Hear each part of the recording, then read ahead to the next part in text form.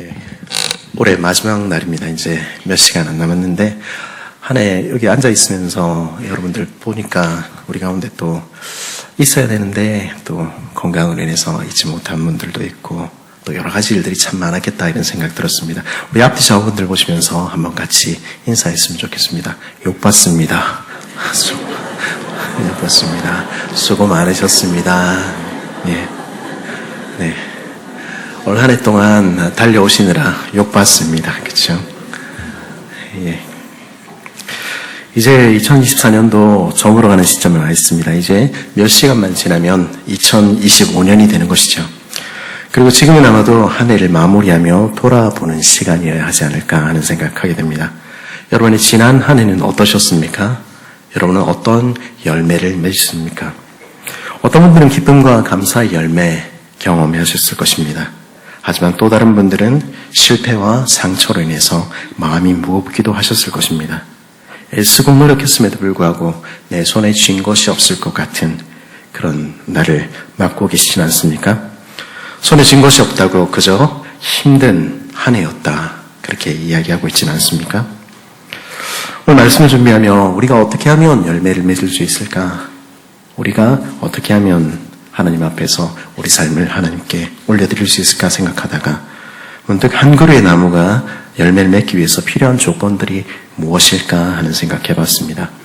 우리 농사를 지으시는 장로님들 또 자그맣게 소규모로 지으시는 우리 많은 집사님들, 권사님들 계시지만 좋은 땅이 있어야 하고요. 또 좋은 물과 또 충분한 빛도 공급돼야 되겠죠. 그뿐이 아닙니다. 농부의 손길도 절대적으로 필요할 것입니다. 작물은 농부의 발자국 소리를 듣고 자란다 그렇게 이야기하지 않습니까? 저는 그런 농부가 못 돼서 맨날 식물을 죽이곤 하는데 좋은 농부는 그렇게 하지 않는 것입니다. 아무튼 한 그루의 나무가 제대로 된 열매를 맺기 위해서는 수많은 것들이 필요하지요.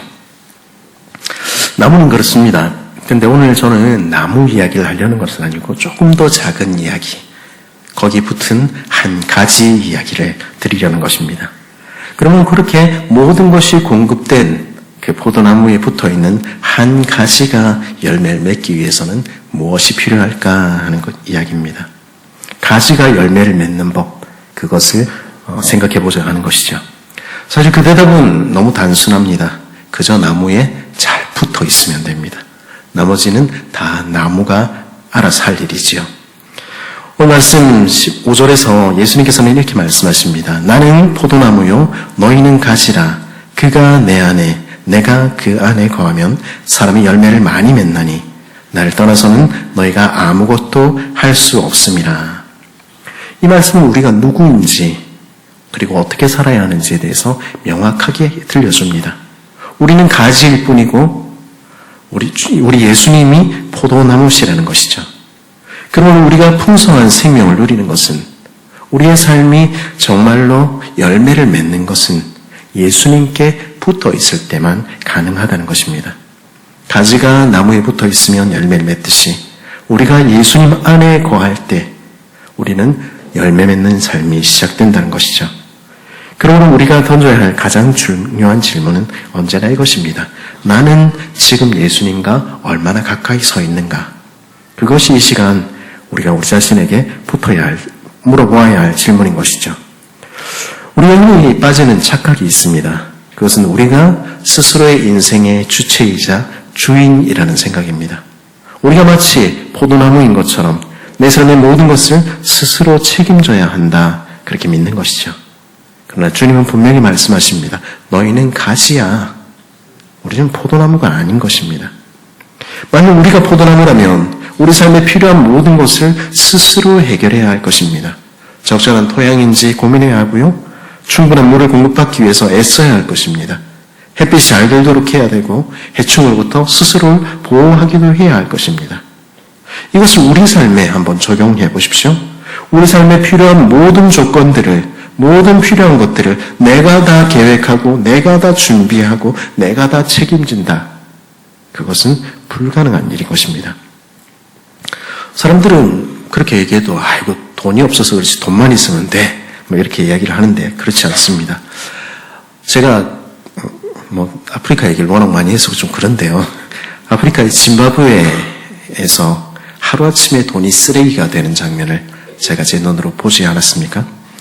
나라가 불안정해지고 화폐의 가치가 폭락하니까 짐바브웨 정부는 어느 날부터 1 짐바브웨 달러, 20 짐바브웨 달러 내던 국가가 어느 날부터 1000만 짐바브웨 달러, 1억 짐바브웨 달러, 심지어 100조 짐바브웨 달러라는 그런 종이 돈들을 마구마구 찍어냈습니다.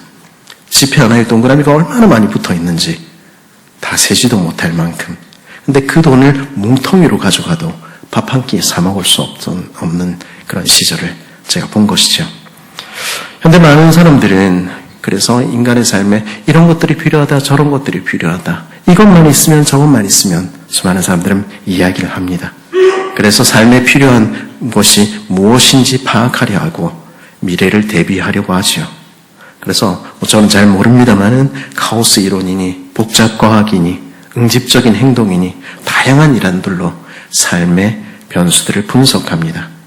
그러나 아무리 많은 변수와 데이터를 고려한다 하더라도 우리 삶은 여전히 해결할 수 없는, 이해할 수 없는 수많은 문제들로 가득한 것이죠. 우리는 최선을 다해서 우리 삶을 영위하기 위해서 노력합니다만 우리 삶은 근본적으로 우리 손에 달려있지 않은 것입니다. 그렇다면 우리가 해야 할 일은 무엇입니까? 그것은 남과 되기 위해서 애쓰는 것이 아니라 그저 포도나무이신 예수님께 붙어 있는 것입니다. 오늘 말씀은 우리에게 가지와 포도나무의 관계를 통해서 말씀하십니다. 가지가 포도나무에 붙어 있지 않으면 열매를 맺을 수 없듯이 우리 역시 그러하다는 것입니다. 왜냐하면 생명의 근원이 거기 있기 때문입니다. 가지는 스스로 열매를 맺을 수 없는 것입니다. 우리 역시 예수님께 연결되어 있지 않을 때 우리는 생명과 능력이 없는 것입니다.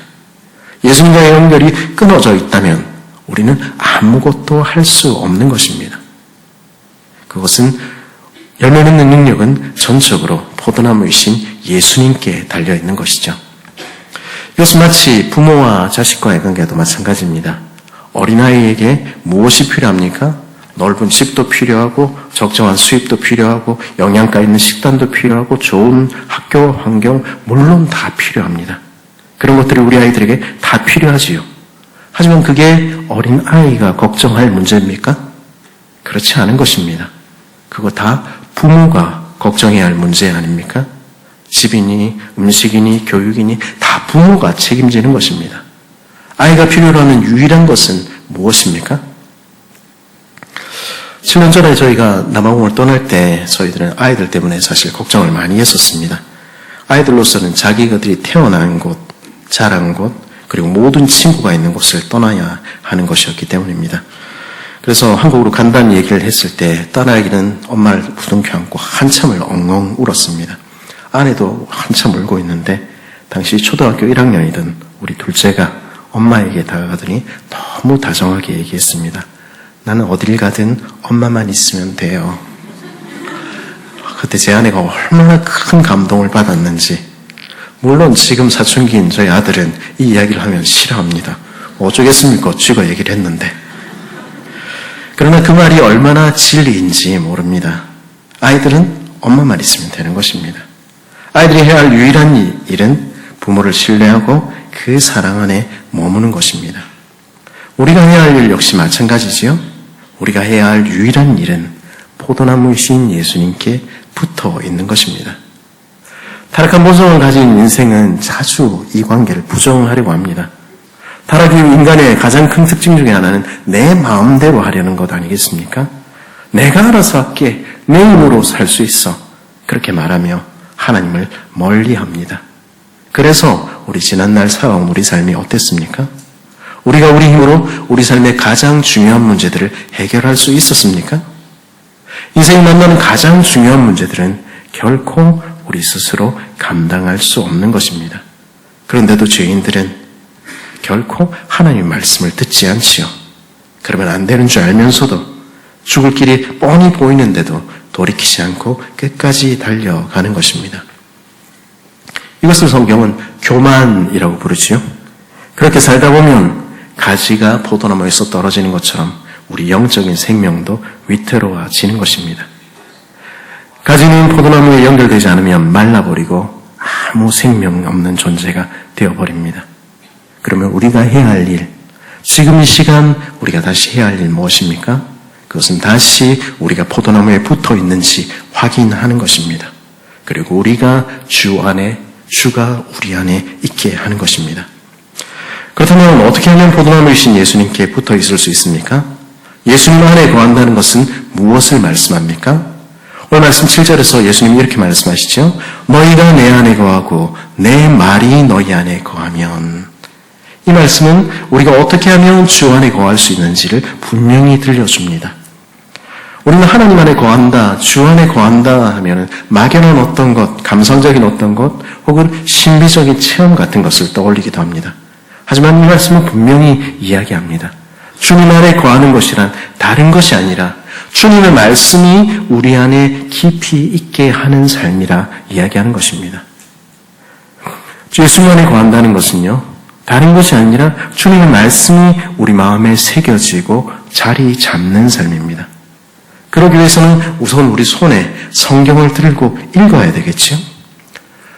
눈이 침침해서 이제 글이 잘 안 보인다, 이런 분들 계시죠?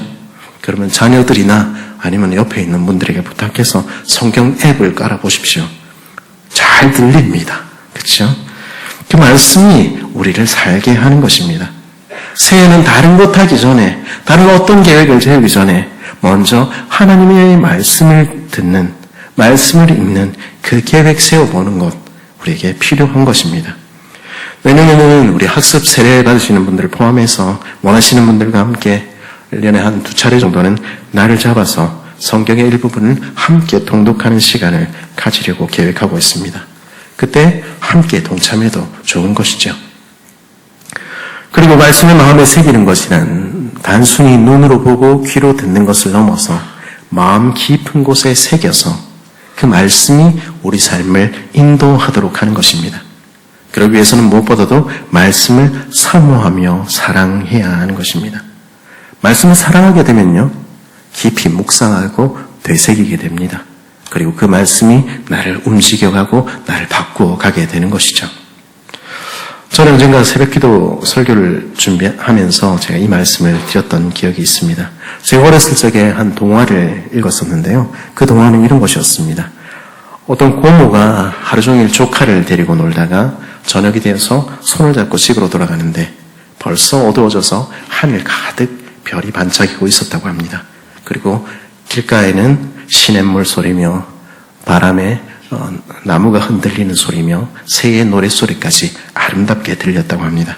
그걸 보면서 이 고모가 그 아이를 향해서 별들이 너무 예쁘지 않니? 새소리랑 시냇물 소리도 너무 예쁘지? 그렇게 이야기를 하면서 왔답니다. 근데 잠시 후에 아이가 말이 없더랍니다. 그래서 돌아보니까 이 아이가 눈을 꼭 감고 귀를 탁 막고 이렇게 걸어오고 있더랍니다. 너 왜 눈을 꼭 감고 귀를 막고 걷고 있니? 그렇게 물었더니 그 아이가 이렇게 대답을 했답니다. 내가 오늘 본 예쁜 것들, 내가 오늘 들은 아름다운 것들이 내 마음에서 빠져나가지 않도록 막고 있는 거예요. 이렇게 이야기를 했다는 것이죠. 그래서 눈을 꼭 감고 귀를 닫고 그게 내 마음에서 빠져나가지 않도록 하고 있어요. 그렇게 이야기를 했다는 것입니다. 내 마음에서 빠져나가지 않도록 눈을 꼭 감고 귀를 막고 마음에 새기는 것, 그것이 귀히 여기는 마음, 사모하는 마음이겠지요. 우리가 이처럼 주님의 말씀을 사모할 때, 그 말씀을 내 안에 담아둘 때, 그 말씀은 우리 영혼에 생명을 불어넣는 것입니다. 말씀을 사모하는 것은요, 학문적인 지식의 많고 적음과 아무 상관이 없습니다. 물론 공부가 도움이 될 수 있지요. 히브리어와 헬라어를 공부하는 것도 가끔은 조금은 도움이 되고요. 성경의 배경과 역사를 깊이 연구하는 것도 도움이 될 수 있습니다. 하지만 가장 중요한 것은 말씀을 사랑하는 마음입니다. 내가 듣고 배운 그 한 절의 말씀이 너무 소중해서 그 말씀이 혹시나 내 마음에서 날아가 버릴까봐 잠잠히 내 마음을 그 말씀에 한자 한자에 집중하는 것, 그리고 조용히 읊조리는 것, 그것을 가리켜 성경은 묵상한다, 그렇게 이야기를 하는 것입니다. 우리 믿음의 선배들은 이런 말씀 묵상의 기쁨을 아주 잘 알고 있었지요. 그래서 시편 1편에서 그들은 뭐라고 고백합니까? 오직 여호와의 율법을 즐거워하며 그의 율법을 주야로 묵상하는도다. 그게 가장 복된 삶이라 말하는 것입니다. 예수님 안에 거하기를 원하는 사람들은요, 단순히 일주일에 한 번 주일 설교 듣는 것으로 만족이 안 되는 것입니다. 말씀이 너무 좋아서, 말씀을 너무 사랑해서 그 말씀을 내 눈으로 읽고 또 읽고 되뇌고 또 되뇌이는 것입니다. 그것이 내 삶에 어떻게 적용될 수 있을지 고민하고 하나님께 질문을 던지는 것이죠. 그렇게 살아갈 때 그 말씀이 내 삶의 기준이 되고 내 모든 결정과 행동을 이끄는 원리가 되는 것입니다. 인간은 자신이 먹는 것에 의해서 형성된다라고 말한 철학자가 있습니다. 계속해서 그가 무엇을 먹는지가, 그 습관이 그 사람을 형성한다, 그런 말이죠. 그것은 말씀 역시 마찬가지일지 모르겠습니다. 우리가 날마다 생명의 양식이신 말씀을 먹고 묵상할 때 그 말씀은 우리의 생각과 우리의 마음을 변화시켜 갑니다. 하나님과 더 친밀하게 만들어주고요.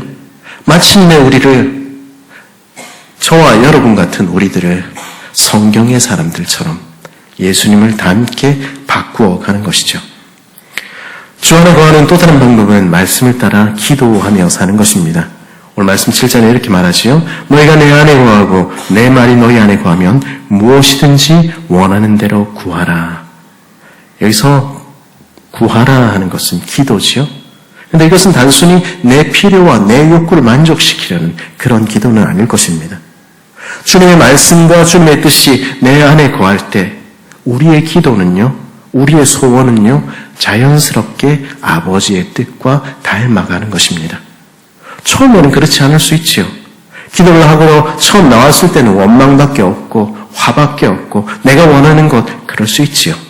그러나 우리가 말씀을 붙들고 우리가 하나님과 씨름하는 그 과정에서 우리는 변하고 우리의 기도 역시 변하는 것입니다.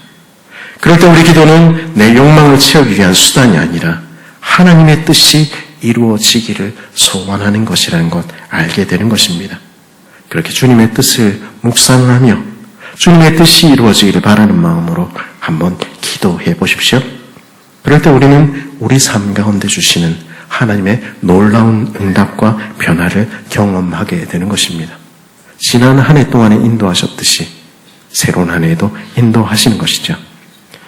그렇게 주님 안에 거할 때, 말씀 안에 거할 때 우리는 비로소 열매를 맺게 됩니다.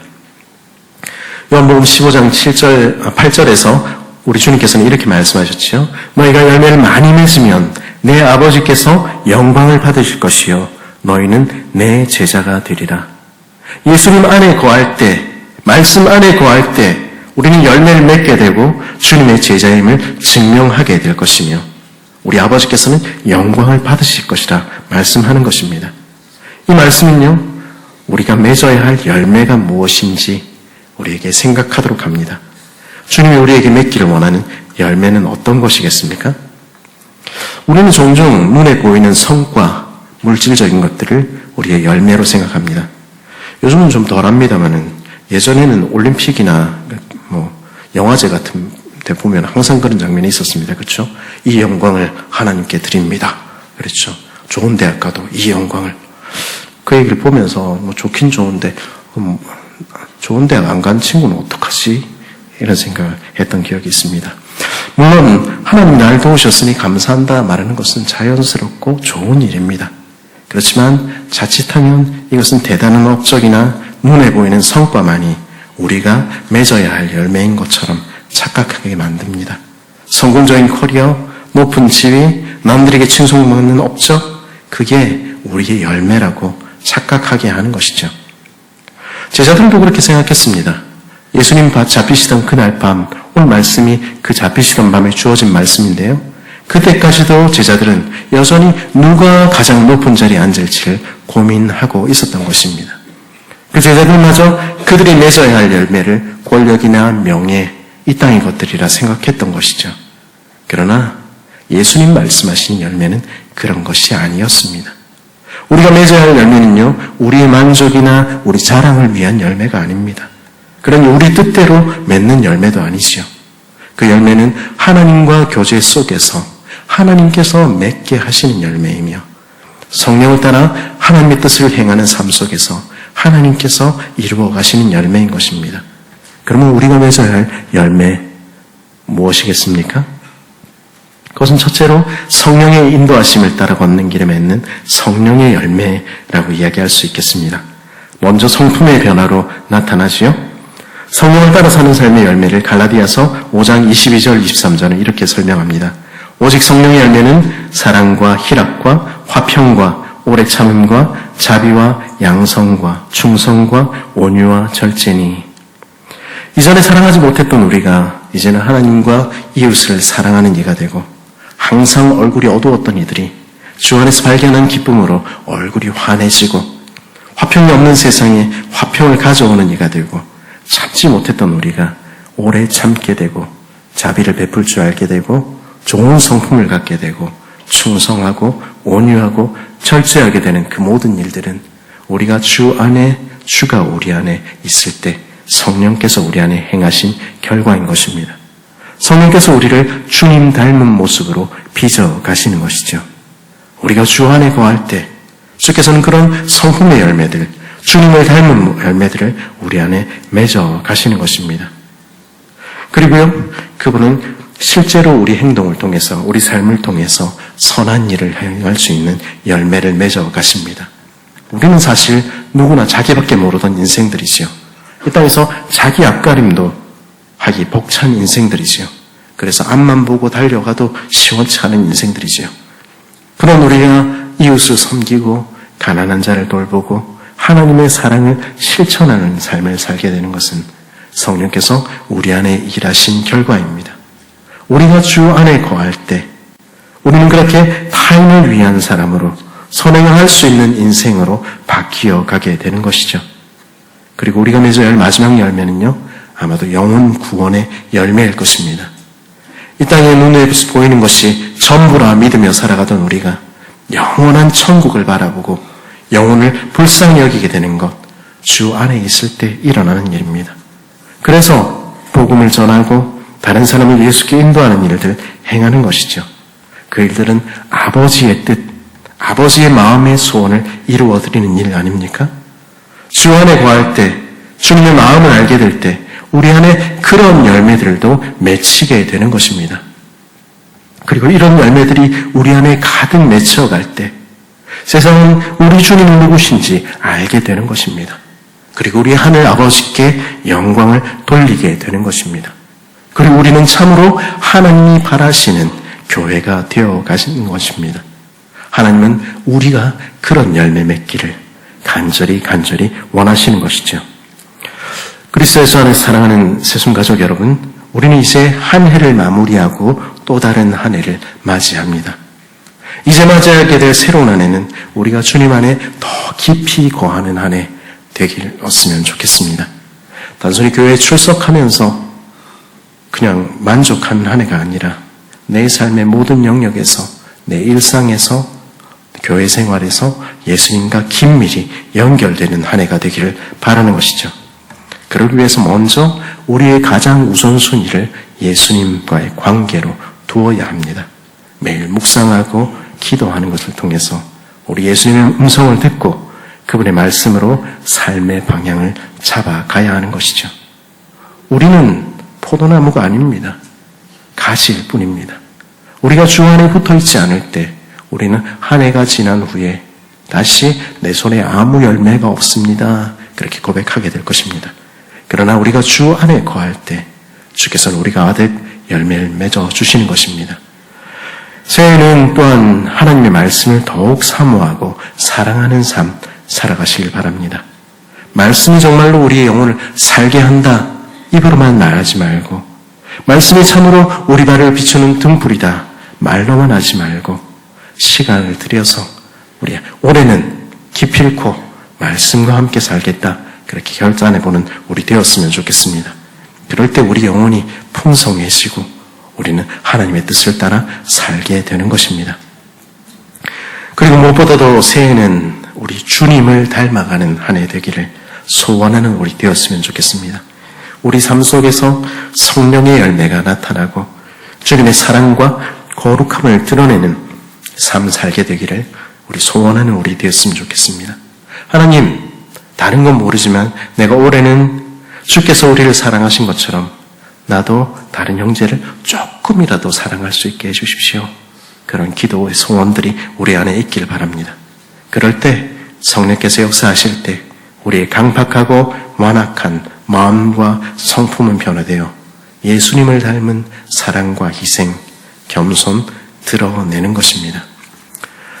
새해는 우리가 서 있는 가정과 교회, 일터에서 우리의 말과 행동을 통해 우리 주님이 누구신지 드러내는 그 열매를 가득 맺는 한 해 되길 바랍니다.